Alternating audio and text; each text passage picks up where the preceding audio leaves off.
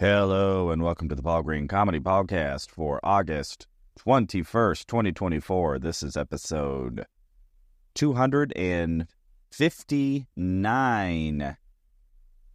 Stand-up comedian, actor, and improviser, and currently fighting a cold, dreamer, documenting my journey as I pursue comedy and my dreams and other fun stuff. But right now I'm a little sickly. Hey, all my fault. I have a confession to make, everybody. I have one of the most notorious soda addictions and sugar addictions ever. I think it's maybe because I'm not addicted to any other substances. I've never been into drugs or alcohol or smoking. So I think all of that addictive behavior has, for me, is soda, and I drink this stuff just notoriously, and I have tried to quit so many times, and I've tried to moderate so many times, and no matter what, I just end up back on the sauce. Just back on the sauce. And it got to the point to where I was just drinking soda all day, every day, because that's what happens. Usually I go like, all right, I'm drinking this way too much, and then I'll go cold turkey for a couple weeks, and I'll only be drinking water, or I'll say, okay, I'm only going to drink diet sodas. I'm not going to have the high fructose corn syrup. Or then I'll go like, all right, I'm only going to go one day a week. I'll give myself a cheat day for soda, and something always ends up happening, and then I start drinking it at every meal, and then I start drinking it before every meal, and the next thing I know, I have massive migraines, and I'm sick. So over the last weekend, I was in St. Joseph, Missouri for an absolutely incredible show. But I'll tell you, traveling makes it even harder. There's something, I don't know, it's just, Southwest is just giving me soda for free. And then I show up to my hotel room, and the producer of the show had left 4 tall boy Dr. Peppers, because she knows I love Dr. Pepper. I mean, it's literally like, if I was an alcoholic, and then they just left, like, free brandy in my hotel room. And when I look back at how much soda I drank that weekend compared to water, it was probably like a 10-to-1 ratio. I had so little water and so much soda. And I think that's actually where the problem is when I drink soda, of course, I'm not thirsty, and then water just tastes so boring compared to soda. And so then I get dehydrated, and then, obviously, if I'm dehydrated and I'm drinking all that sugar, then my immune system is down and blah, blah, blah, blah, blah. And here we are, 3 days after getting back, and I've got a pretty nasty throat cold happening. I had a huge migraine on Monday, and the result of that is when I'm this sick, actually soda doesn't even sound good to me. So I haven't had any soda since Monday, so that's just been 3 days where I've literally drank nothing but water and doing saltwater rinses. So, it's almost like my body throwing me into a situation to where I have to achieve homeostasis. Ooh, that's a fun word. Homeostasis to get my body back regulated by forcing me to only drink water. And that's what I've been doing. So today was kind of the worst. It's like Monday, I was like, oh, maybe this is just kind of a little sore throat thing. It was just a little scratchy sore throat. And then I got the big migraine, but I figured those two things were unrelated. I actually think they are. And then Tuesday, my sore throat got a little worse. And I was hoping, though, that because I was drinking a ton of water and all of that, it would just heal up. And then I woke up this morning and it was even worse, and it's really knocked me out. And I have picked up kind of a scratchy cough as a result of this. So, all fun times, all fun times. So, this has kind of thrown a wrench into my trying to get some writing in. I tried to do a little bit of writing yesterday, some comedy writing. I got like 5 minutes in. I could barely focus. Today, same thing. I haven't written anything, which is not good, because if there's one thing I need to be doing right now to be pursuing my comedy dreams, it's doing a lot more writing and trying to work up some new material. But, this is where I'm at. Fighting through this cold, getting lots of rest, drinking lots of water.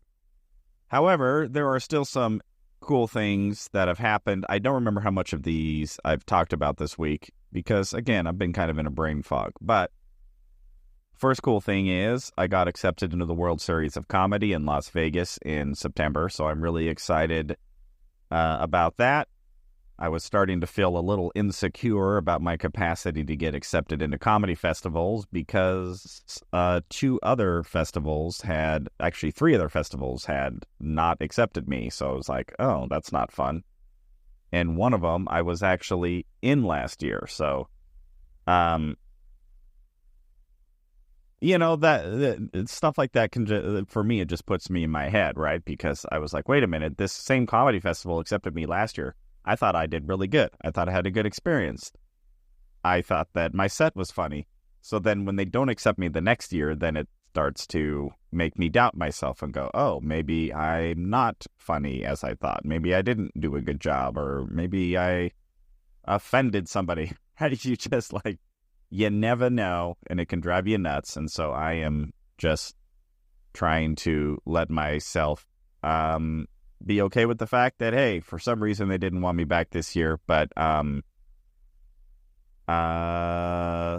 fortunately I got accepted into the World Series of Comedy, which kind of made me feel good about myself again. And I got accepted into that festival with all of my new material, so that also was validating to know that at least one festival heard my new material and said, oh yeah, we'll accept him in. So I will be doing that in September. A few other cool things that's happened this week is I had 2 self-tape auditions, both of which I had to do sick. One of them was really, really fun. I always have to be careful revealing too much information, but the audition, they wanted me to sort of be like a Mean Girls sort of gossipy teenage girl type character, and the script was very much written like that. So it was fun for me just to be able to play that character. It's be like, yeah, okay, whatever, and kind of be like a Regina George, whatever her name is, from Mean Girls. That was really fun. And then the other one, I got to swing a golf club, which I'm not much of a golfer, but I do have a set of golf clubs. And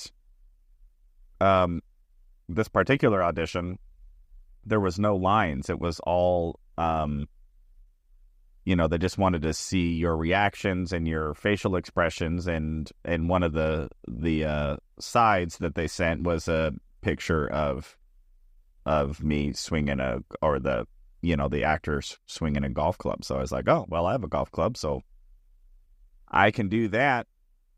So that was pretty cool to get 2 more auditions, get accepted in the World Series of Comedy, and my other comedy venture, the Midlife Crisis Comedy Show. We have a couple of awesome people who are helping us to book theaters and venues outside of the Phoenix area, and we now have 4 shows solidified coming up in the next couple of months. We have one in Safford, Arizona, one in Yuma, Arizona, one in Michigan, and one in Iowa, all coming up here in the next couple of months. And we also have a couple of corporate gigs booked. So really cool things happening all around. It's just kind of bummer that I am sick as a dog. But I'm used to getting these colds. Sorry, I just coughed. Hopefully you didn't hear that. I tried to move the mic away, but the cough came faster than I could hit pause. But anyway, really exciting to have those comedy shows booked, and trying to expand the Midlife Crisis comedy show into other venues and other markets. See if we can sell tickets and see if we can find success.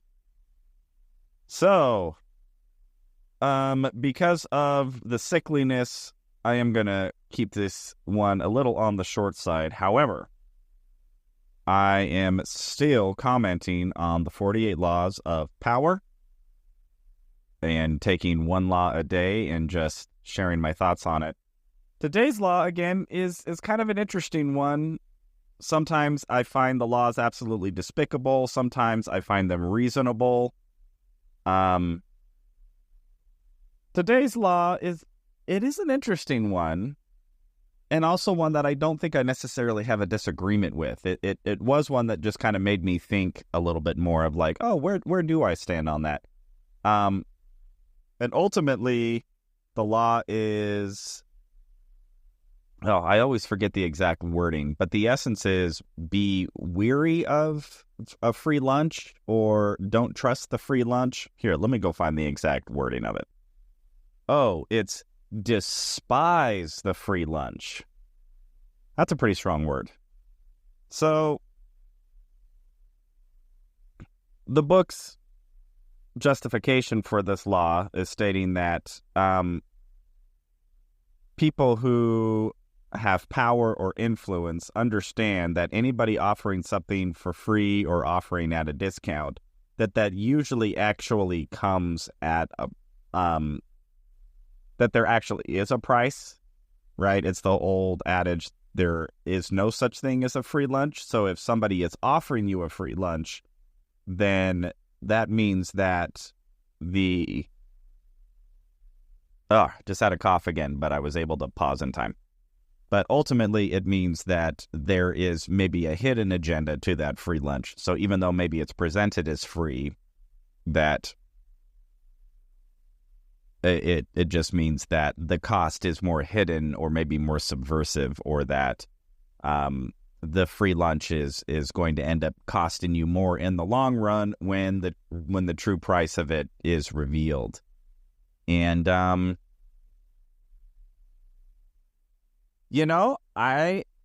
think I'm in agreement with that.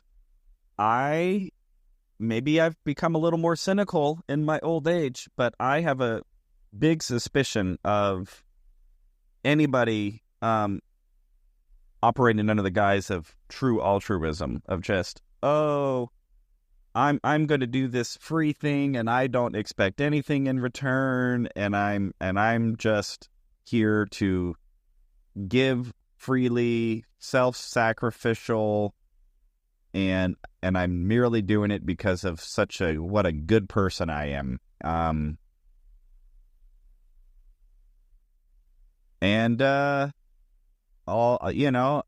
don't want to get too personal here, but I can just say I've had enough experience with that in my own life to go, yeah, probably not so much. I actually am far more trusting of somebody who just goes, hey, I want to make a lot of money.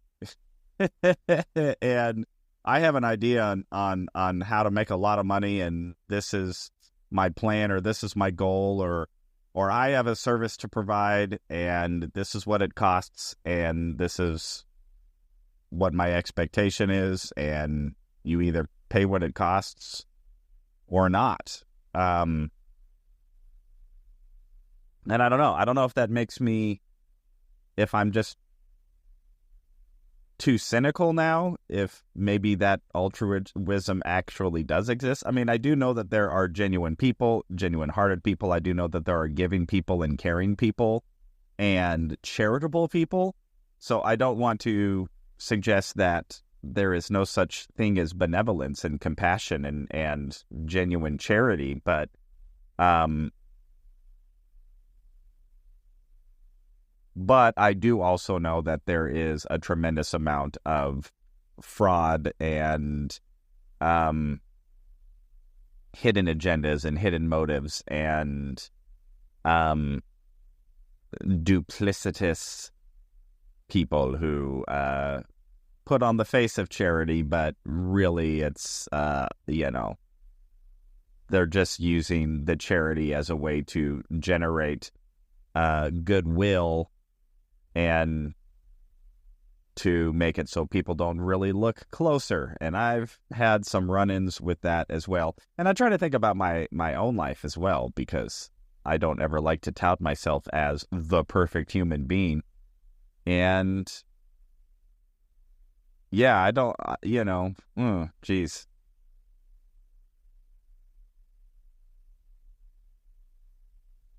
I really just try to say, hey, this is what I cost. This is what I'm going to do.